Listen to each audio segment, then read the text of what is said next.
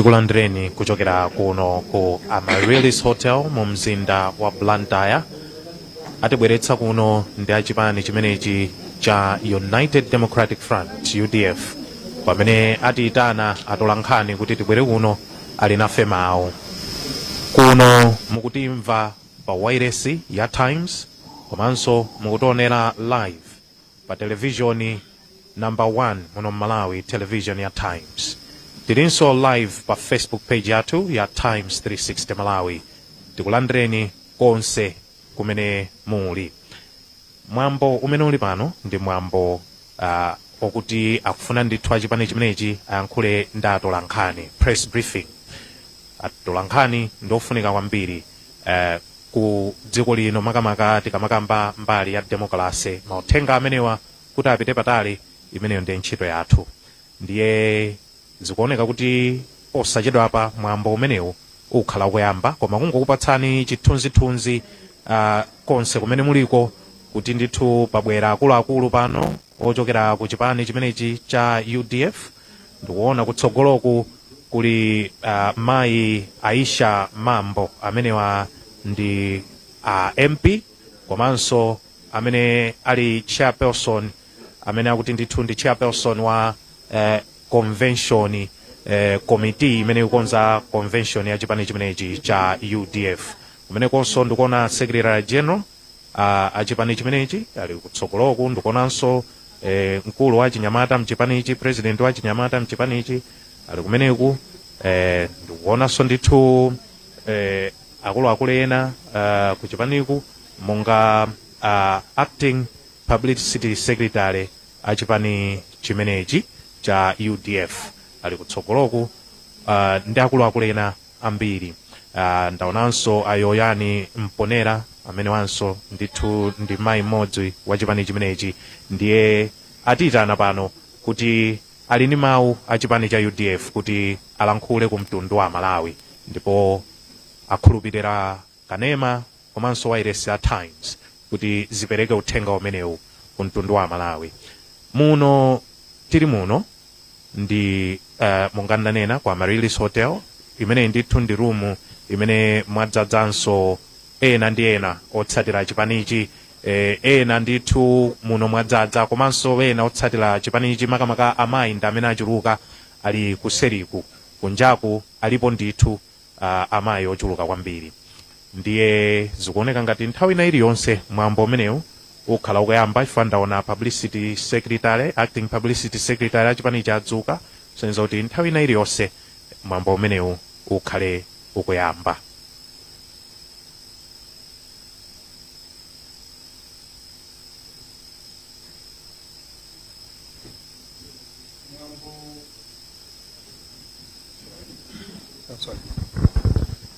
Mwambo ndi wa chipani, ndiye ndaona kuti muno muli yelo wazaza ngakhale zili za press briefing, ndiye tipange pang'ono ka you kuti anthu otionera adziwe kuti muno ndi wa UDF.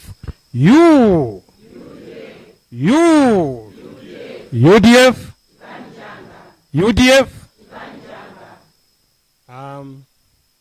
ulemu upite kwa a secretary general athu Honorable Padambo. Ulemu upite kwa mayi Aisha Mambo Adams MP, komanso amene muli chairperson wa National Conference ya ulendo uno wa 2024. Landirani ulemu wanu. Amene mwayimira anyamata munomo, a president achinyamata Bambo Yusuf Sambo, landirani ulemu wanu. Amene mwayimira achisikana achizimayi wonse munomo, mayi Mponera, landirani ulemu wanu. Komanso amene atipempherere, komanso amene ayimira a regional governor Apostle Kachopwa, landirani ulemu wanu.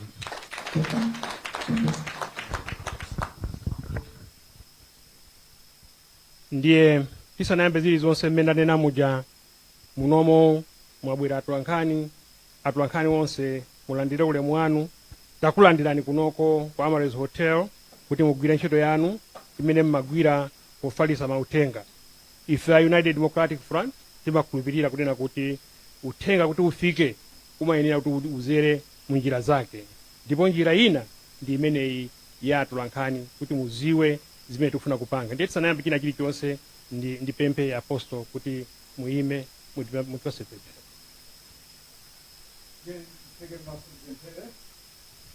Como inu Mulungu wamphamvu zonse, Mulungu wachifundo, Mulungu amene tate mwatikusa tikhalanso ndi moyo tsiku la lero, palibe ndi mmodzi yemwe wayika machitotero angathe kudzukanso ndi moyo, koma mphamvu yonse ikula kwa inu, mulemekezeke.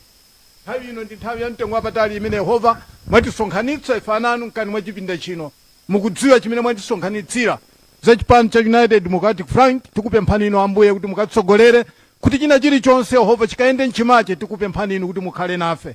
Gulu ili lasonkhana muno Yehova likufunitsitsa mbuye wanga kuti inuyo Yehova mukakhale pakati pathu.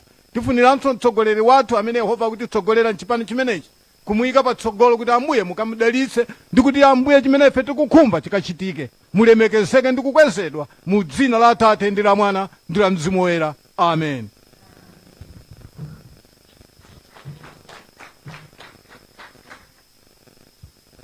Pamene tamaliza kupempherako, ndimati pakali panopo tiyambe programu yathu ngati mmene ili pa programu pathu.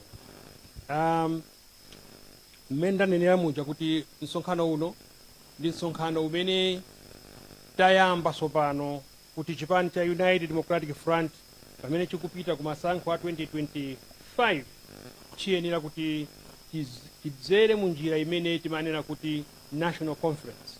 Ndiye national conference yone kuti ipangike pamafunika kuti masupporters athu, anthu athu onse aziwe kuti kodi chipani cha UDF chakonzeka bwanji, komanso mukuziwa kunena kuti tinapanga postpone ulendo woyamba pa 2 August, nanga panopo masankho amene wali liti, kodi tikapanga liti masankho amene wawa, kodi tikapangira kuti.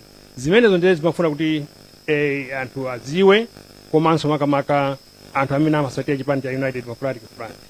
Pachifukwa chimenecho ndi ulemu wonse kunena kuti ndi wapemphe amene ali a chairperson Mai Aisha Mambo Adams kuti ayankhule statement yawo. I know that most of the statements are written in English, and I'm sure that your statement is also in English. So you'll see whether you want to speak in English or speak in Kichewa. You are most welcome, madam. Thank you.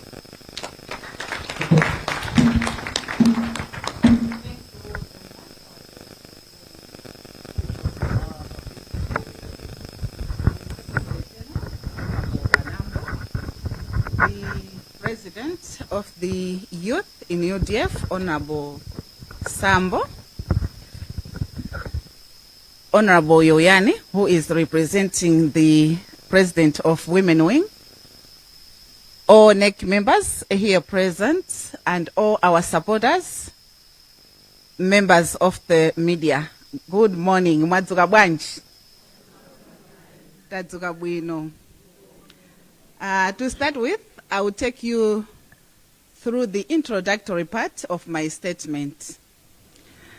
The United Democratic Front, UDF, is a prominent political party in Malawi that positions itself as a left-of-center movement dedicated to progressive ideals.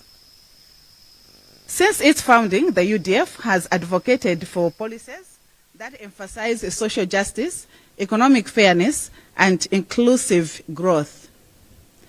As Malawi continues to navigate complex social and economic challenges, the UDF's ideal present a roadmap for sustainable development that can uplift all citizens.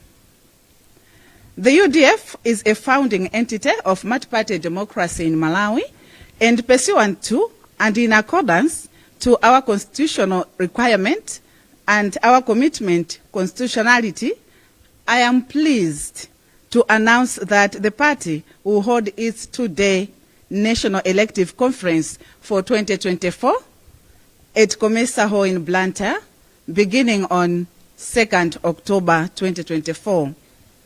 The theme of the conference is Towards Unity, Renewal, and Socio-Economic Transformation.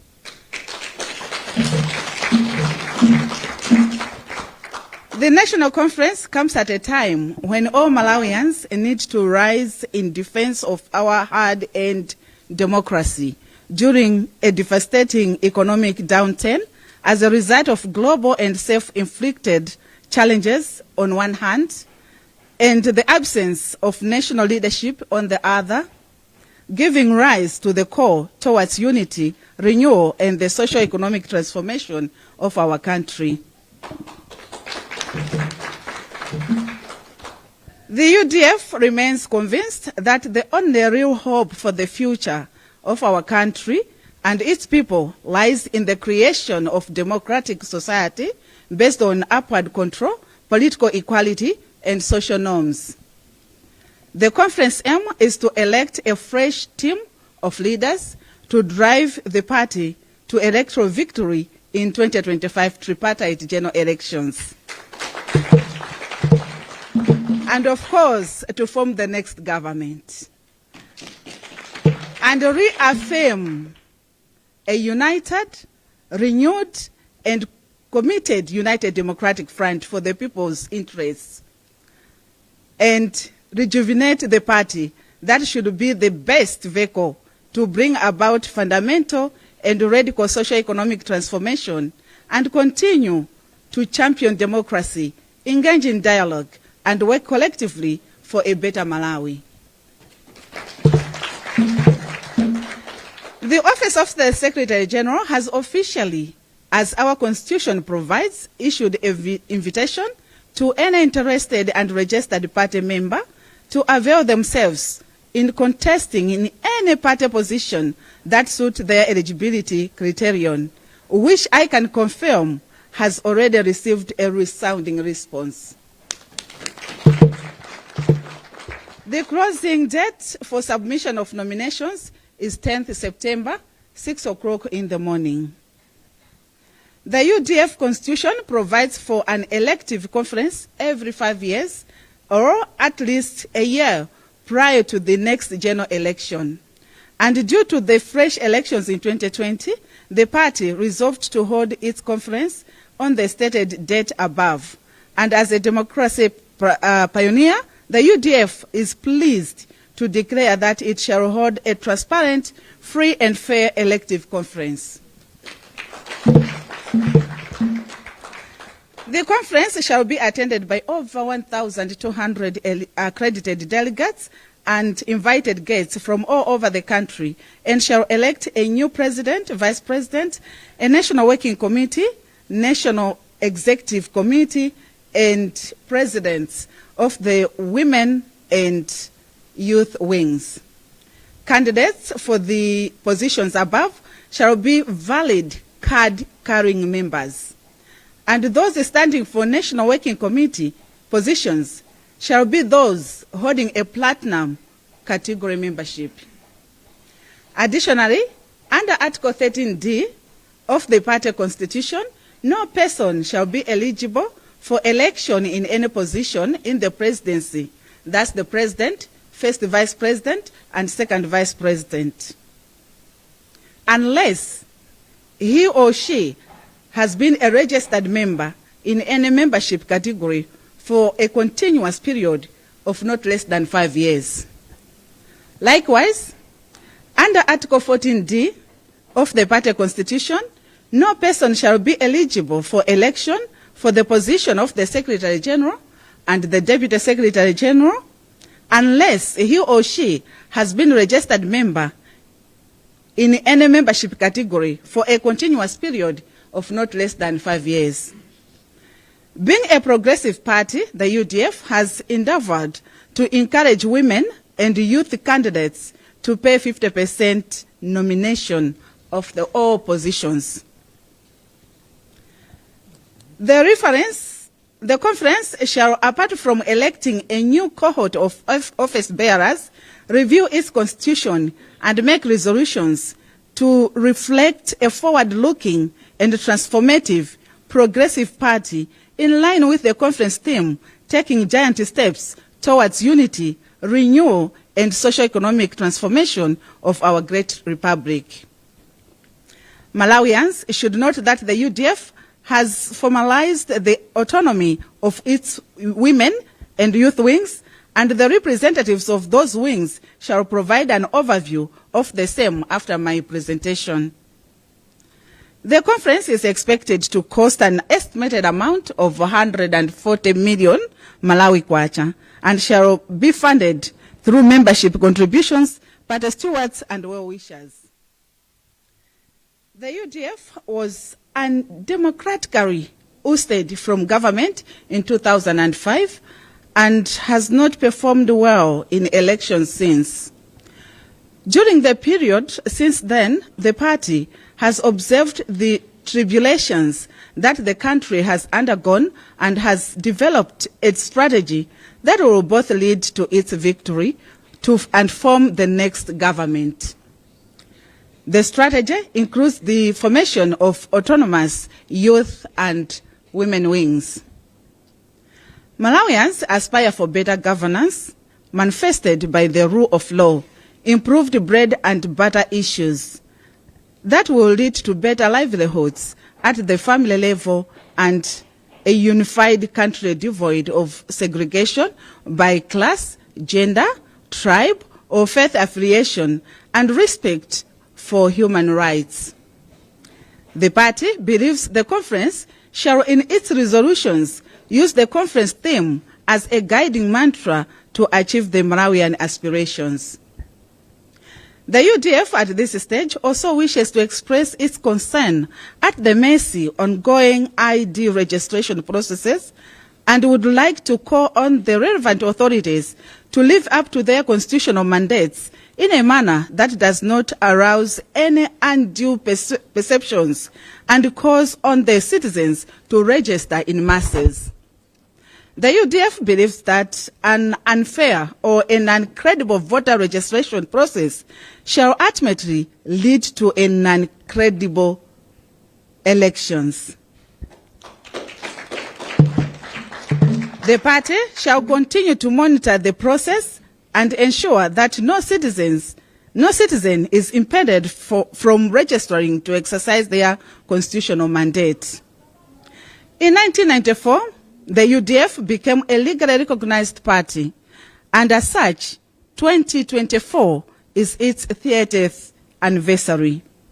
It has been a road with ups and downs, but we are still standing, and indeed, like a phoenix, rising stronger, more united and optimistic about its own and the country's future. The UDF is bemoaning the current state of politics in Malawi, which is being characterized by nepotism, corruption, bad governance, social tensions, and economic wars at family and small business levels, and we believe that the next elections shall alleviate the situation through our participation and Trump. The UDF, therefore, calls on all eligible youths to participate in the political arena, as it is only them that help decide the future of the country's socio-economic trajectory.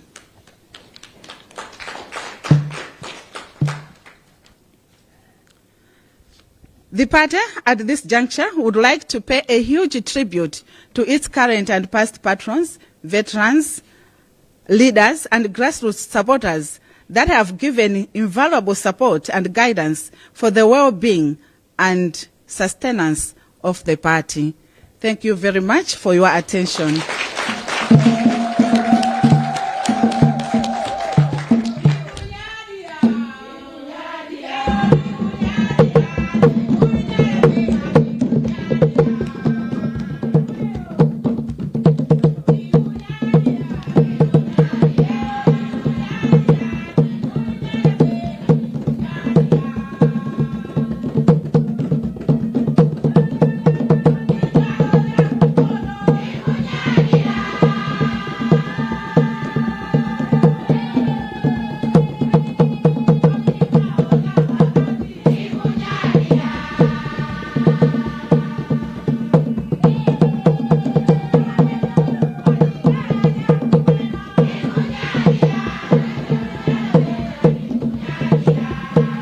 Zikomo.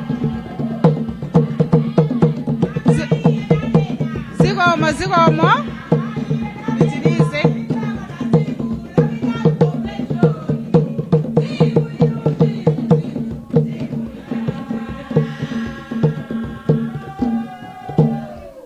Zikomo tingonenapo mfundo zikulu mchichebwa kuti tathokoza kwambiri nonse chifukwa cha kufika kwanu. Lero ndi tsiku limene tayitanizana kuti tikambepo nkhani zathu zokhuza convention ya UDF. Monga nonse mukudziwa kuti chipani cha UDF ndi chimene chinabweretsa democracy mdziko muno. Pachifukwa chimenecho ifeyo takhonza kuti convention yathu ikhale kuyambira 2 October 2024.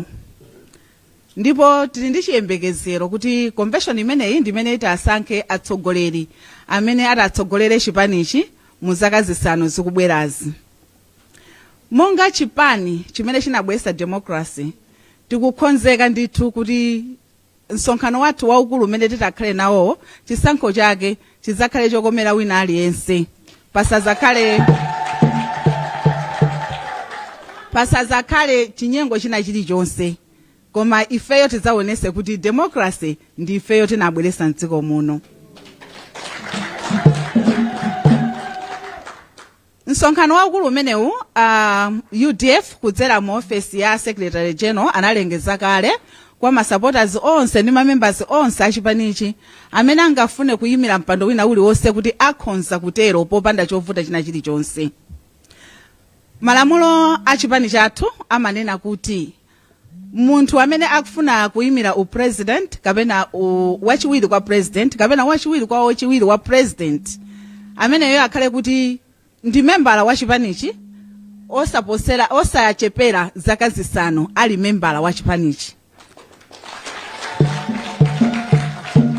Komanso malamulo omwewo amanenanso kuti amene angafune kuyimira pa mpando wa mlembi wamkulu wa chipanichi komanso wachiwiri wake akhalenso kuti ndi membala mchipanichi mosachepera zaka zisanu. Koma mipando ina yonse ndithu ndiyotsegula kwa membala wina aliyense kuti atha kuyimira. Ifeyo a UDF ndife okhonzeka kuchitenga chinthu chotchedwa bomachi 2025. Ndipo tayika ndondomeko zosiyanasiyana zimene titatengere bomali pofuna kuthandizana ndi Amalawi kuti zinthu ziziyenda bwino mdziko muno. Chimodzi mwa icho talimbikitsa kwambiri nthambi ya achinyamata komanso azimayi amchipanichi. Moti ndikamaliza kulankhula kwanga mwaonanso atsogoleri a nthambi zimenezi akhalenso akutilankhula kuti fotokozera kuti kodi ku nthambi zawoko kuli zotani. Ife ngati UDF timakhulupirira kuti achinyamata tiyenera kuwapasa mphamvu, kuwapanga empower kuti zinthu zinazi ayendetse ndiwo. Pachifukwa chimenecho, chifukwa chipani cha UDF ndichotsegula kuti tifuna achinyamata ambiri abwere, tifuna azimayi ambiri abwere, atenge maudindo osiyanasiyana. Tapanga kuti ndalama ija timalipira tikamapanga chisankho cha convention timati nomination fee. Imene ijayo tayibweza kuti mzimayi aliyense pa udindo wina uliwonse, wachinyamata aliyense pa udindo wina uliwonse alipire ndalama 50% yokatheka ya ndalama imene angalipire mzibambo. Kusonyeza kuti tikuyitana ndithu kuti achinyamata abwere. Komanso tinene kuti ifeyo ngati chipani msonkhano wathu waukulu ndalama zimene titagwiritse ntchito ndi pafupifupi 140 million zimene anthu mchipanimu akusonkha. Tasonkha komanso tikusonkha komanso anthu akufuna kwabwino atatithandizire kuti convention yathu ikhale yopambana. Ngati chipani tinene kuti ife ndife okhumudwa kwambiri ndi mmene ndondomeko yolembetsa chinzika ID ya anthu mdziko muno ikuyendera. Malingana ndi malamulo amene tinawo panopo ndionena kuti munthu kuti adzavote ayenera kukhala ndi chaunzika. komano ndondomeko mmene ikuyendera yakalembetsedwe kankhani imeneyi ife ngati UDF ndife okhumudwa ndipo tikuwauza osatinso tikupempha koma tikuwauza amene akukhuzana ndi nkhani imeneyi kuti achitepo kanthu tisanafike nthawi yoti tiyambe kupanga za chisankho zenizenizo chifukwa ife UDF sitilola kuti zina zake zosakhala bwino zichitike.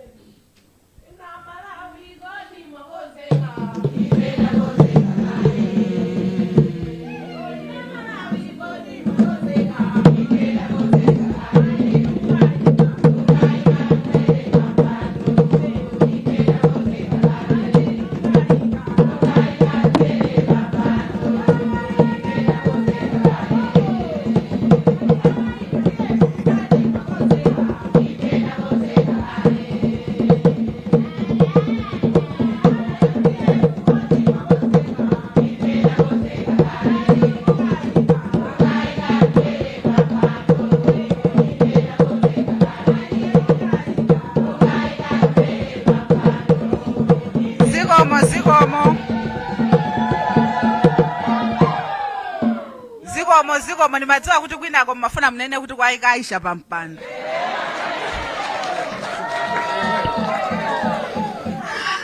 Pomalizira penipeni ndithokoze ma supporters onse amene ali achipani cha UDF komanso ma patrons athu akuluakulu achipani onse ndi wina aliyense amene amachikonda chipani ichi chifukwa cha support yamphamvu imene mwaonetsa komanso mukhale mukuonetsa poonetsetsa kuti UDF itenge boma limene li 2025 pofuna kuthandizana nawo amalawi ndi kuachotsa mavuto amene akukumana nawo. Zikomo kwambiri.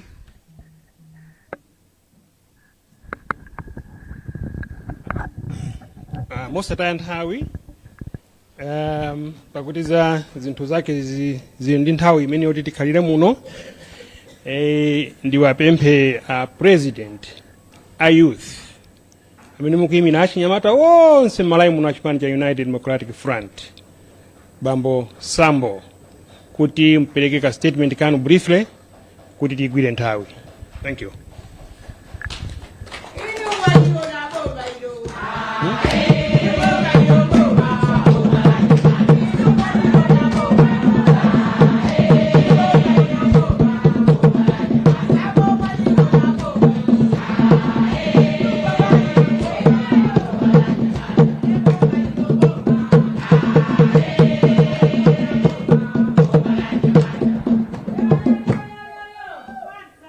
Thank you very much, the Chair, the Secretary General, all executive members and members of the press. Let me also go through the summary of my statement, then I'll go into the main body. The United Democratic Front, UDF, is committed to building prosperous, equitable, and sustainable future for Malawi. Central to this vision is active involvement of the nation's youth. Madam Chair and members of the press, this presentation outlines the critical roles that young Malawians can play in the growth and sustainability of the UDF. It also highlights how their participation can drive the socio-economic development of the country, ensuring that aspiration of Malawi youth are at the forefront of national progress and is designed to inspire and engage the youth, showing them that their participation in the UDF is not only vital for the party's success, but also crucial for the future of Malawi. Members of the press, you may agree with me that over 60% of our population are young people, and indeed they are the backbone of this nation. The UDF recognizes that engaging this demographic is not only crucial for the party's sustainability, but also for the country's advancement. The UDF progressive value align with the dynamic and forward-looking aspiration of Malawi youth, offering them a platform to influence policies, drive innovation, and lead the country towards a brighter future. Madam Chair, allow me to outline some of the commitments that the party is doing towards the youth empowerment. One, inclusive governance. The UDF is dedicated to ensure that young people have a significant voice in the party decision-making process. This includes having an autonomous youth wing within the party structure, which is mandated to advise the policy, campaign strategies, grassroots mobilization, just to mention a few, Madam Chair. 2, education and skills development. Recognizing the importance of education and skills in today's economy, the UDF advocates for policy that enhance education opportunities and vocational training for youth. This shall ensure that the younger generation is equipped with the skills necessary to thrive in the modern economy. 3, entrepreneurship and innovation. The UDF promotes youth entrepreneurship through advocating access to funding, mentorship, business development services. By fostering a culture of innovation, the party aims to create job opportunities and reduce unemployment among the youth. Social justice and equality. The UDF stands for equal opportunities for all, regardless of gender, background, or socioeconomic status. The party shall work to eliminate barriers that hinder youth from realizing their full potential, advocating for policies that promote social justice and reduce inequality. 5, environmental sustainability. As stewards of future, the youth are vital to drive Malawi's sustainable agenda. The UDF will involve young people in developing and implementing policies that address climate change, promote renewable energy, and ensure sustainable use of natural resources. Madam Chair, having all these commitments from the party, the youth also have their role to play to complement the growth and sustainability agenda. The following are some of the roles that the youth are going to play. 1, leadership and representation.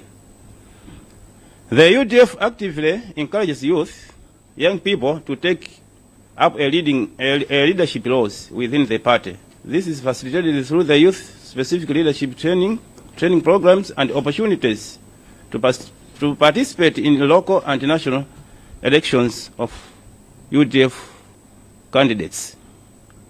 Grassroots mobilization. Youth are the most dynamic and energetic members of the society.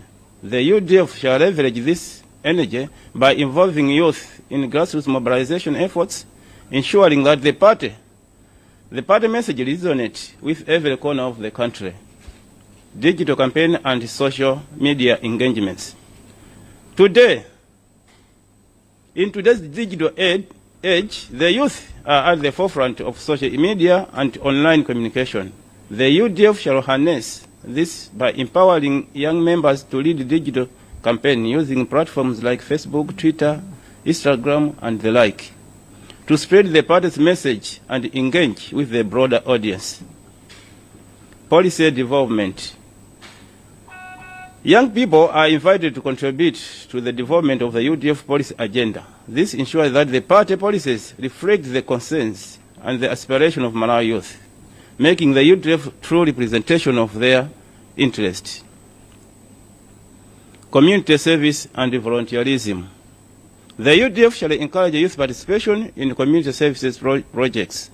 These initiatives shall not only benefit local communities but also build a sense of responsibility and civic engagement among young people, aligning with the UDF values of service and solidarity. Madam Chair, all these engagements cannot go without benefits for the youth and the party as a whole.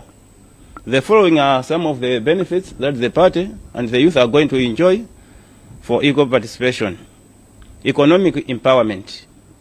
By participating in UDF, young people will gain access to opportunities for economic empowerment through job creation, entrepreneurship support, and skills development programs initiated or advocated by the party.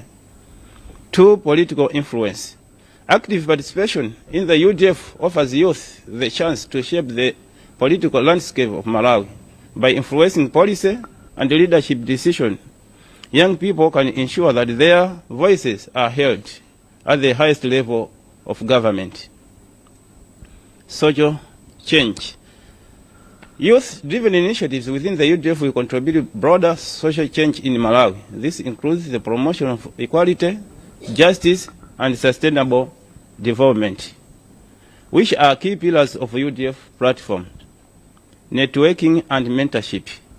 Through the UDF, young people will have the opportunity to connect with the like-minded peers as well as experienced mentors within the party. This networking will provide valuable support and guidance as they pursue their goals in politics, business, and community leadership. National development. Ultimately, the participation of youth in the UDF will drive national development by harnessing the creativity, energy, innovation of young people. The UDF will help build more prosperous, equitable, and sustainable Malawi. Madam Chair, in conclusion, the United Democratic Front UDF is more than a political party. It is a movement for progressive change in Malawi. The youth are central to this movement. By joining the UDF, young Malawians have the opportunity to lead the nation towards a brighter future, where their voices are not only heard but instrumental in shaping the policies and decisions that will determine the country's trajectory. The UDF is committed to empowering youth, and through their active participation, Malawi can achieve a future of inclusive growth, social justice, and sustainable development. Madam Chair, let me at this juncture call upon for action. We call for action. We request all young people 18 years and above to go and register to vote next year. Achinyamata osamango panga pokose ma social media. Tiene ukapanga register and kuzavota kuti tuonese na fesu mikuya yatu. The UDF invites all young Malawians to join us in this journey. Together we can build a future that reflects our collective aspiration for better Malawi. The time to act is now. Let's act together. Let's make history together. We will be remembered by the next generation. I thank you, Madam. Thank you.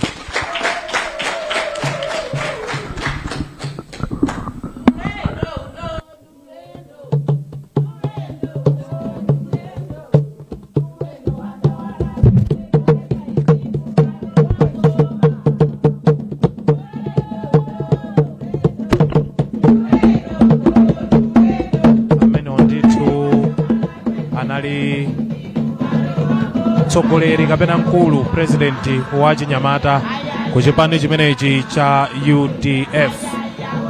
Amenewa ndi Bambo Sambo. Ndiye pa programu imeneyi pakuoneka kuti ndithu pakubweranso statement imene atapereke ndoyimirira amayi, ndipo akapereka statement imeneyo ndiye kuti acheya ansonkhanowu amalizitsa, kenako atolankhani akhala ndi mpata ofunsa mafunso awo. Zikomo kwambiri. Mawu anga pano ndiofuna kuti ndiwadzutse tsopano amene akuyimira mayi uladi amene ali president ya mayi ku chipani cha United Democratic Front, mayi Yoyani Mponera. Koma musanayankhule ndimafuna kuti nyumba ino kapena anthu amene akutionera aone kunena kuti mbendera zija amene mukuzoneja zili ndi zipewa zimene anthu ake amavala amene akugwira ntchito. Izi ndi chisimikizo chonena kuti ife achipani cha UDF ino amene mukufuna mukateke mipando sikukakhalira mipando yoyayi,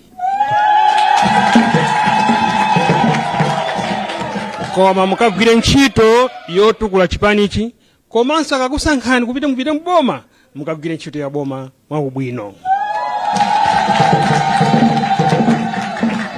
Ndiye mwachidule nene choncho ndikudzuseni mayi Yoyani Mponera kuti muyankhule statement imene akanayankhula mayi Uladi Musa. mai uladi sorry.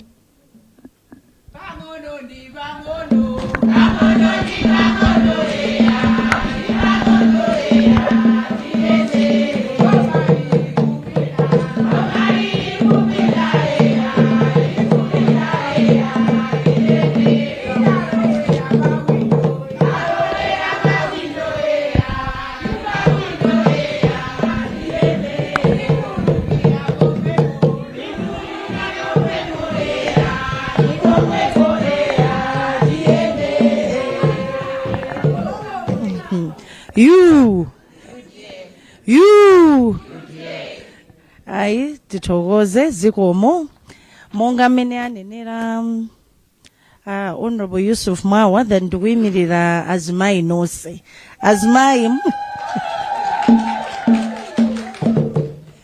okay nde mosataya nthawi ndingowerenga statement yanga muchizungu.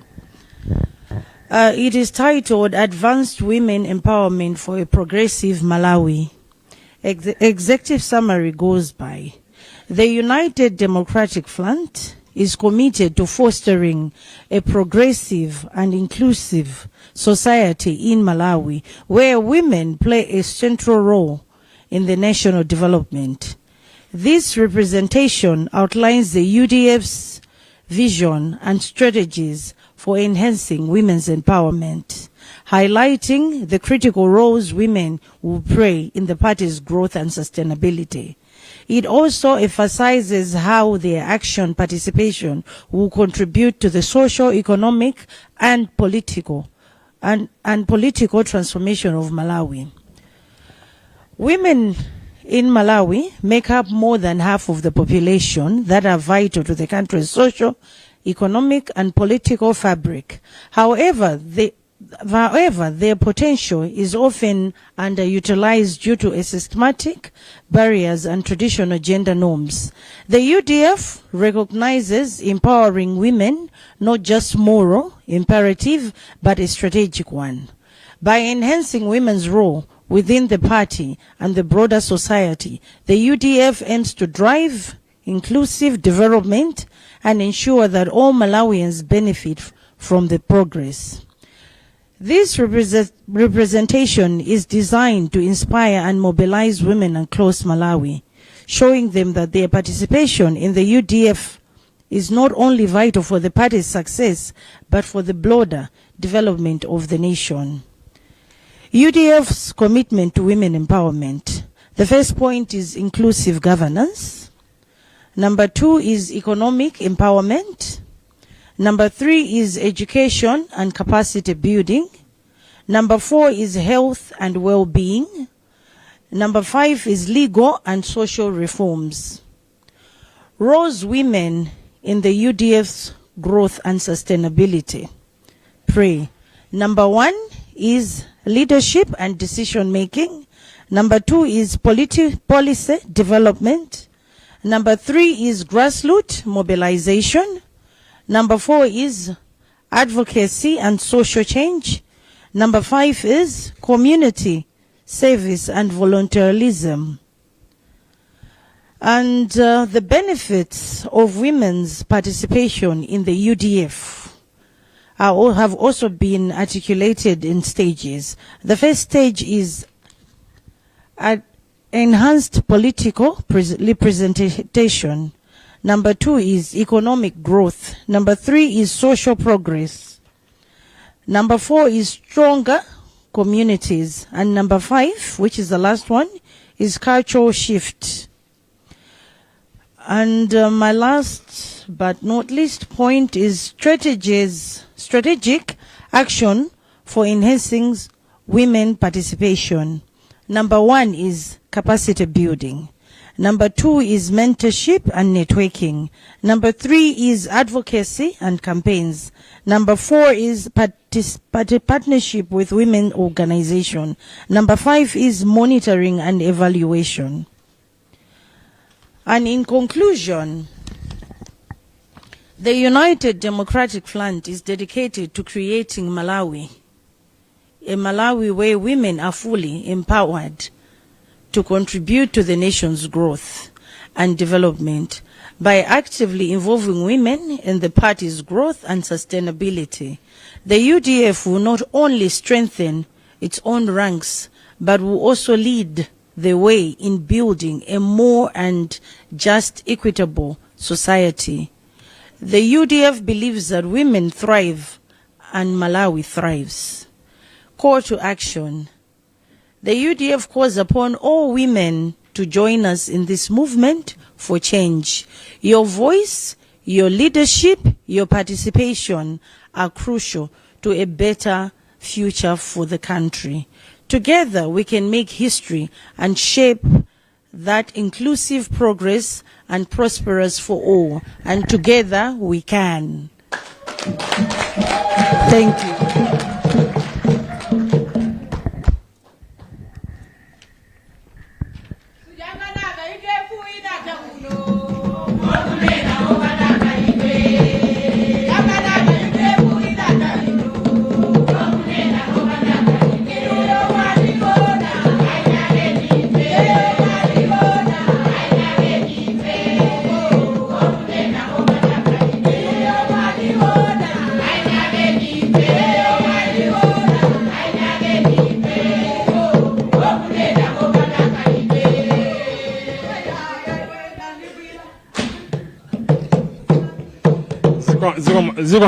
Zikomo kwambiri. Secretary General and all National Executive members here present, Chairperson of the National Conference 2024, Mai Aisha Adams, and all panelists, amene mwakhala uku kuti mkonzekera somano kuyankha mafunso usango khala kuya mkonzekera kuyankha mafunso. Our esteemed journalists here present, it's your time now to field any question that you are agitated to ask. You should not ask. We are not going to limit you to what the chairperson has said. We have our Secretary General here, who might also chip in if need be. What you should do is just introduce yourself, the house you are representing, and your questions. I thank you.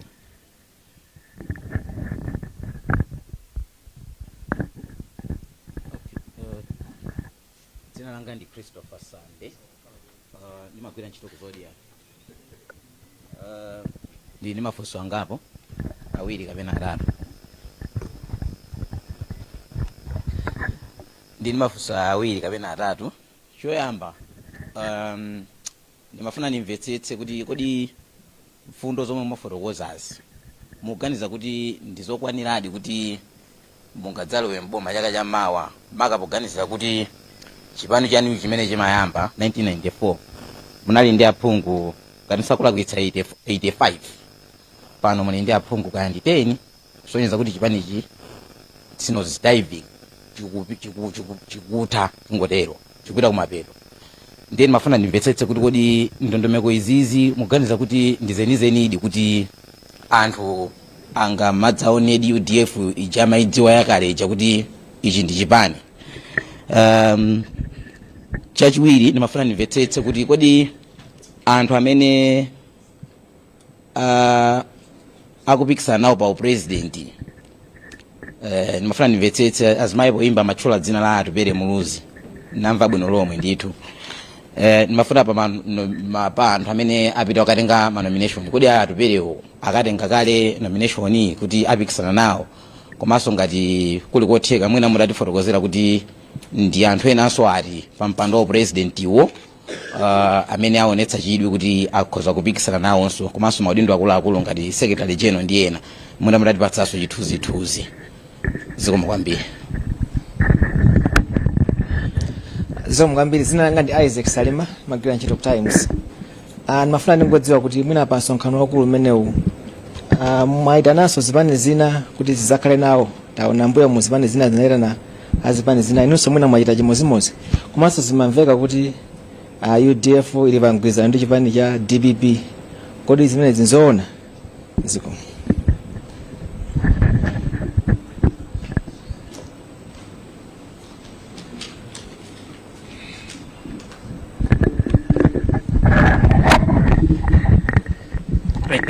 I think tiyankhe kaye mafunso amenewo ndi ambiri ndithu.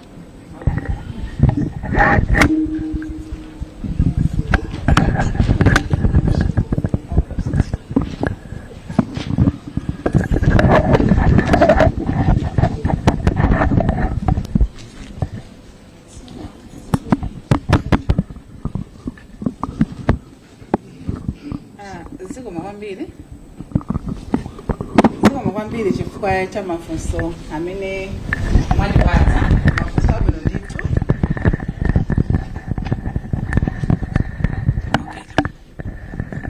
Koyambirira kuchokera ku Zodiac mwafunsa ngati mfundo zathu zili zokwanira kuti zitipititse mboma. Pachichewa pali mawu amati ukagwa udzuke uzisase uyambireso ulendo.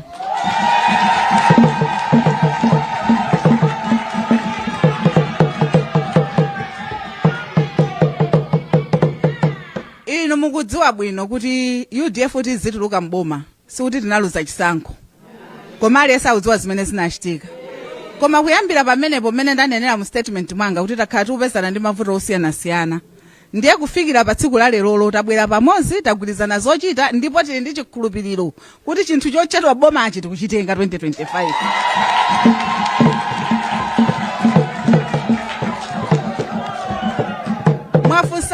Mwafunsanso kuti kodi akupikisana pa mpando wa president ndi ndani. Mu nyimbo mwangochitidwa atupere nyimbo iyi tinachita kuyimitsa kuti imanikaye kuti tipitirize statement.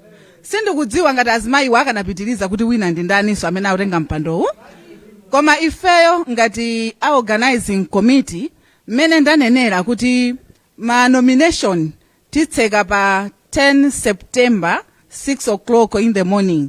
Panopo sitingathe kunena kuti kodi amene watenga nomination ndi ndani. Komanso nditha unena pano kuti atupere watenga nomination kapena wakuti watenga nomination ena mwina abweretsa mawa mwina tiwasanafike pa 10 pali masiku angapo. Ndiye sitinganene kuti amene watenga ndi ndani chifukwa ma nomination akadabwerabe. Koma atupere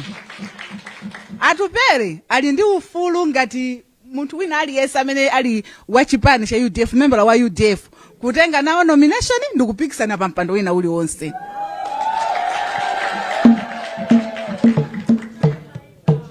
Ku Times atifunsa kuti kodi mwayitana zipani zina. Zipani zonse zimene zili mdziko muno taziyitana ku convention yathu. Ndipo izi sitinayambe pano ngakhale mbuyomu tinayamba ma convention yathu timayitana azinzathu azipani zosiyanasiyana. Ndiye tikupitirizabe nkhalidwe wathu wabwino.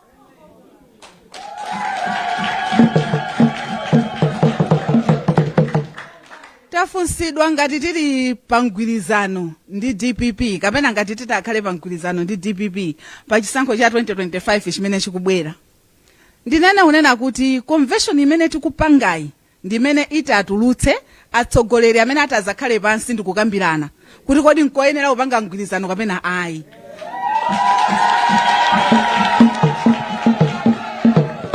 Pachifukwa chimenecho ife tili pano tilibe mwayi umene wodziwa kuti kodi mgwirizano uzakhalapo kapena ayi, kapena kunenera kuti atikazafika yonepo tizapanga mwa kuti mauta tatiyeni tisiyire atsogoleri amene atasankhidwewo kuti amene owo ndi amene atazalankhule m'malo mwa anthu onse a UDF.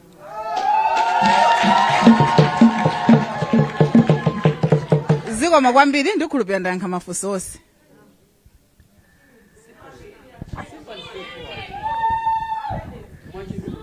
Ndine Cedric Nyoni ndi kuchokera ku Miji FM. Munakambapo kuti amene afuna zapikisani pa mpando wa mtsogoleri wa UDF komanso mlembi wamkulu wa UDF ndi achiwiri awo akuyenera kuti akhale mchipanichi kwa zaka zosachepera 5 mondondozana mbuyomo. Kodi inu mukuona ngati zimezi sizitchinjiriza anthu ena amene angafune kulowa chipani cha UDF kuti pa zisankho zikubwera kuti azapikisane nawo? Ine ndi Steve Konabanda Mibwa Television. Mafati dziwe kuti kodi ndalama zomwe mwayika kuti anthu apikisane nawo pamipando. ndi ndalama zingati maso mwina zikhala zofanana ndi kwa amayi omwe ataonetse chidwi m'mipando komanso amene ali a ulumali zomwambiri.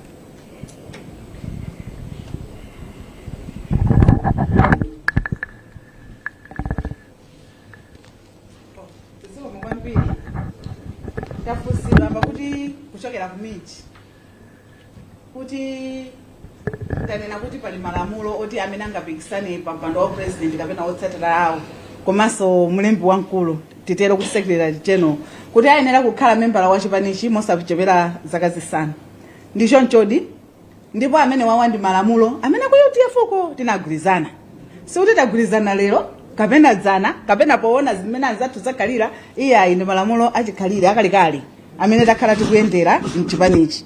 Tonse tikudziwa kuti kukhala president si chinthu chamasewera. Ndiye ifeyo tikufuna kuti mtsogoleri wathu kuchipani chimene chichi president owatsatira ake komanso mlembi wamkulu ndi omutsatira wake akhale anthu oti ndi mamembala eni achipanichi. Sitikufuna kuti munthu angobwera lero basi chaka chimodzi atenge utsogoleri akawina basi adzangochoka songa timene anachokera yena mbuyomu. Zimenezo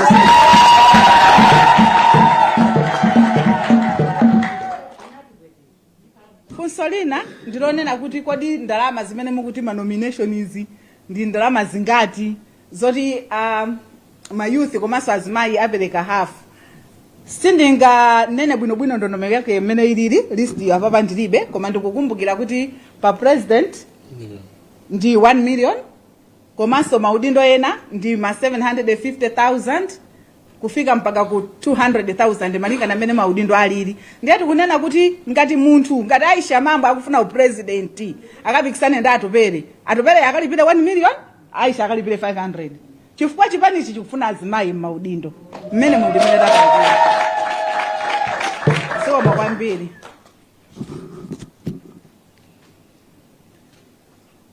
I hope silence means there are no questions. On behalf of United Democratic Front, and indeed on behalf of the chairperson, I would like to thank all members of the press here present, komanso azimayi amene mwabwera kuzakhala nafe pa meeting imene iyi. Secretary General and all national executive members here present, it has been an honor to see you here presiding over this function. We believe that the messages have been covered and have been aired as we wanted.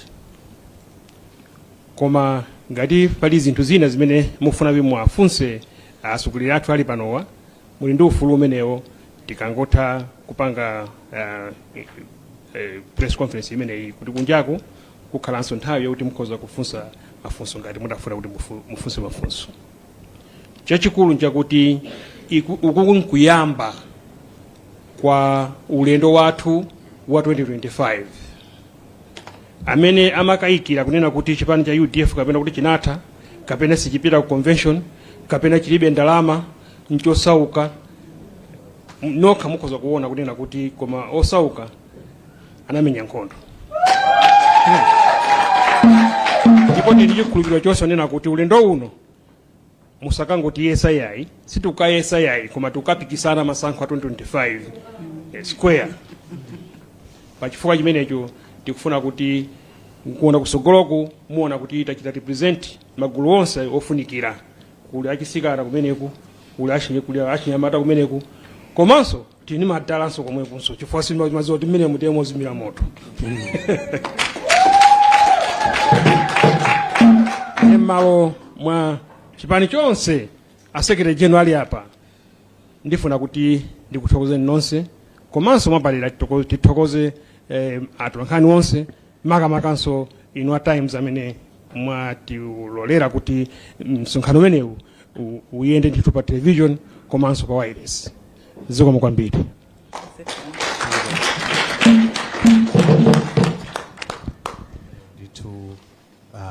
Ndiye ndiye acting publicity secretary achipani chimenechi cha UDF kutseka msonkhano wa atolankhani umene umachitikira kuno ku Amaryllis Hotel mu mzinda wa Blantyre. Msonkhano wapamwamba ndithu, angakhale ndithu machitidwe ache zikuoneka ngati zinthu zapamwamba, tsogoloku kukuoneka kokongola kowala bwino, mawala ndithu yero muno mu Amaryllis Hotel. Ndiye akambapo mfundo zingapo pamenepa, mwina zina ziwiri zitatu, nzanga Isaac Salima ndi naye pompano.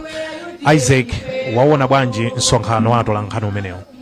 Zona David msonkhano pamwamba amene wanaendera ndi msonkhano umene mwina waonesa bedu kuti chipani chidakalipo akuti ali ndi zinthu zingapo zimene afuna kuweza pa msonkhano umenewu. Anenapo kuti afuna kuti msonkhano umenewu amene apikisana nawo mamakapa udindo wa mtsogoleri wa chipanichi komanso wachiri wake akhale akuti akhala mchipanichi kwa zaka zosachepera zisanu, komanso akuti udindo wa chamati general secretary kamene kuti mlembi wamkulu ndi wachiri wake nayenso akhale kuti munakhala chipani chimenechi posachepera zaka zodusa zisanu. Cholinga chakufuna kuti mwina azilimbikitsa kuti anthu amene amafuna maudindo akuluakulu azikhala kuti anthu amene adakhazikika msipanizi zikuonesa kuti zikono zasanduka kuti chizolowezi kuti anthu amene amamakazipani zifuna kuti zikande anthu okhazikika chifaka mapanga zimenezi. Komanso anenapo kuti afuna kuti anthu amene akhale amene azapitana nawo azapita ku convention kapena msonkhano wakulu umene azakhala osaposa 1,200 kapena achama ndi ma delegates ali mchumi zokwana 1,200 zimene zakhainawo pa msonkhano umenewu.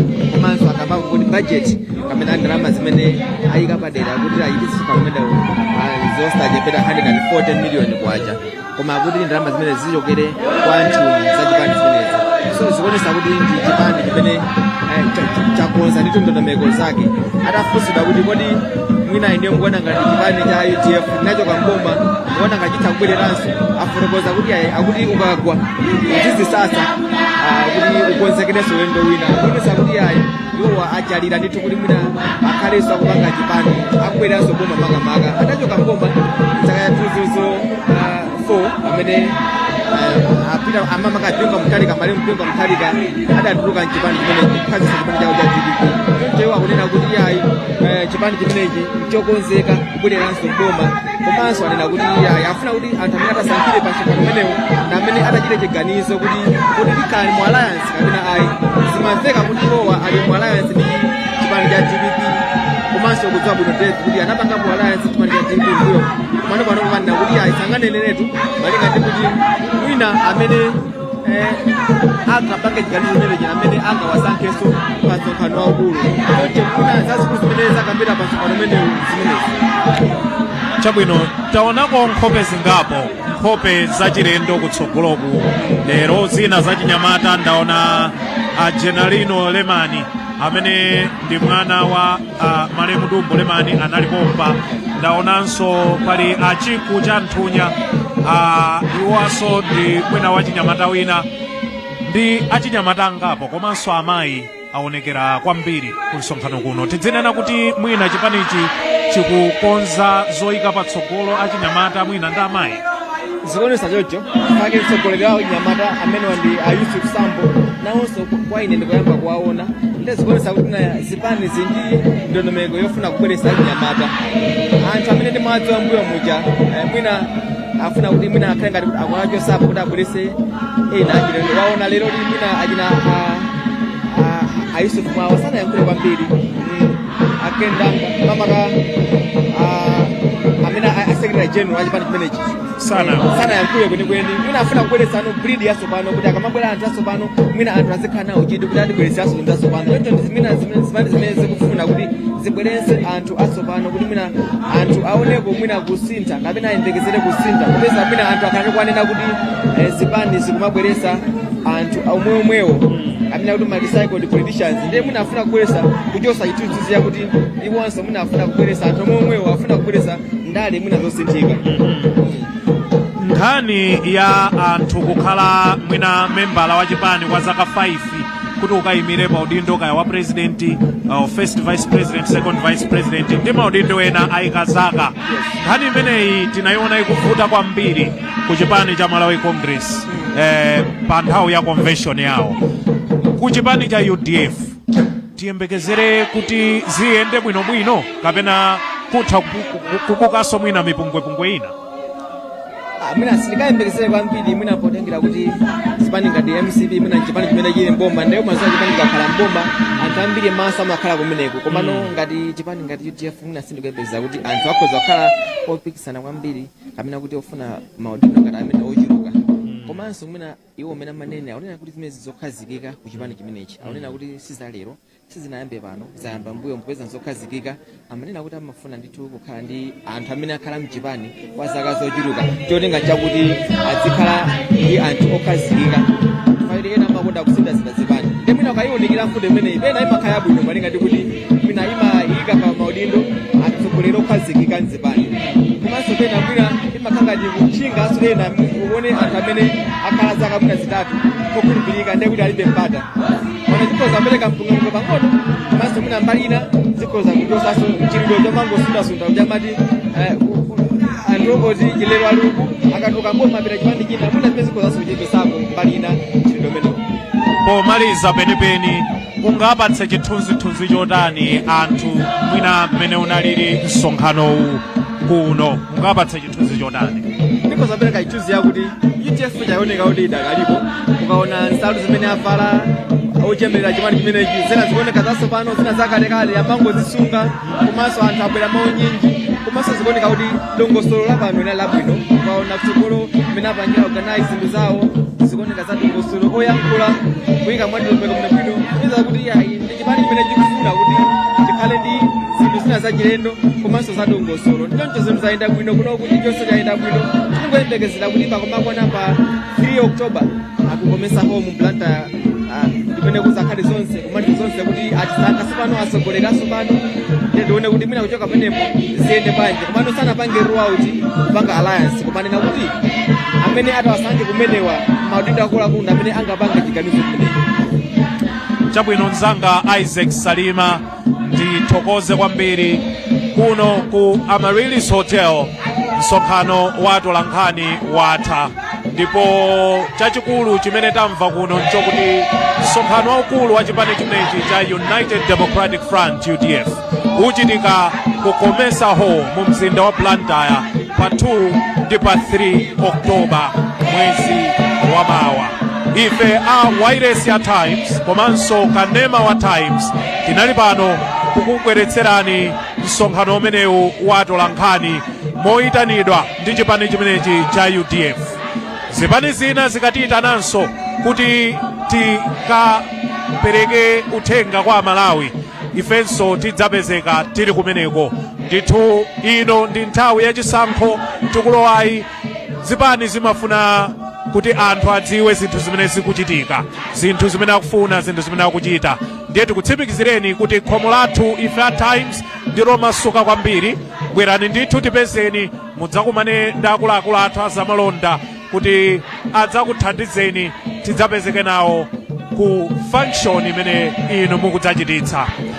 Munali ndi ine Dave Kadama mmawa uno komanso ndinali ndi mzanga pano Isaac Salima ndi anzanga wena monga ndithu anamondwe ndi amenewa amene akutijambula komanso tili ndi ankosi tinayo nawo ndithu pompano kukupatsirani msonkhano umenewu wa atolankhani. Pa nthawi ino mundilole kuti ndikuperekeni ku nyumba yathu yowulutsira mawu ku Chichiri mu mzinda wa Blantyre ku General Corner kumeneku kuti tipitirize kupatsirani mapulogalamu wena ndi wena otsatira. Ine Dave Kadama ndikuti mawa wabwino.